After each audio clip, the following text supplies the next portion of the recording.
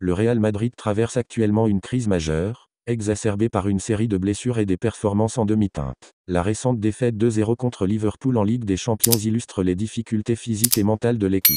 Avec seulement 6 points en 5 matchs, les Madrilènes occupent une place inhabituelle et préoccupante, 24e au classement de la compétition, menaçant leur qualification pour les huitièmes de finale. À ces contre-performances s'ajoute une liste d'absents qui ne cesse de s'allonger, notamment Eduardo Camavinga. Touché au biceps fémoral, il sera indisponible entre 4 et 6 semaines. Cette absence, combinée aux limitations d'effectifs, complique davantage la tâche de Carlo Ancelotti. Face à Liverpool, le Real Madrid a montré une équipe fragile, dominée dans tous les secteurs. Les latéraux, Fran Garcia et Lucas Vazquez, ont été dépassés, tandis que l'absence d'Eder Militao s'est fait cruellement sentir en défense. Malgré une prestation correcte d'Aurélien Tchouaméni, l'équilibre global de l'équipe était insuffisant. En championnat, bien que toujours en lice pour le titre, le Real peine à s'imposer face aux grandes équipes. En Ligue des Champions, une élimination dès la phase de groupe, scénario inédit depuis 1987, reste possible. Pourtant, Carlo Ancelotti s'est montré optimiste, affirmant que le Real Madrid atteindra la finale de Munich, s'appuyant sur l'histoire du club et sa capacité à renverser les situations les plus délicates. Cependant,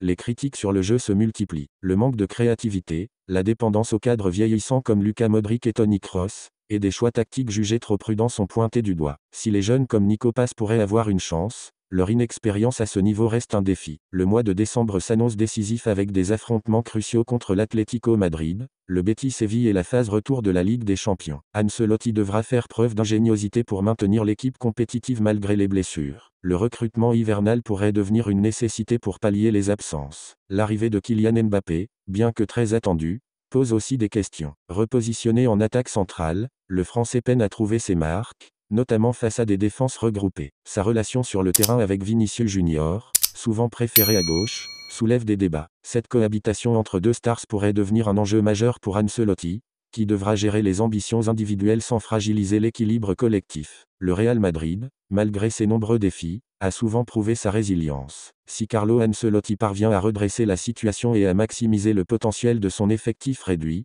son ambition d'atteindre la finale pourrait se concrétiser. Mais les prochaines semaines détermineront si cet optimisme est justifié ou si cette saison deviendra l'une des plus difficiles de l'histoire récente du club.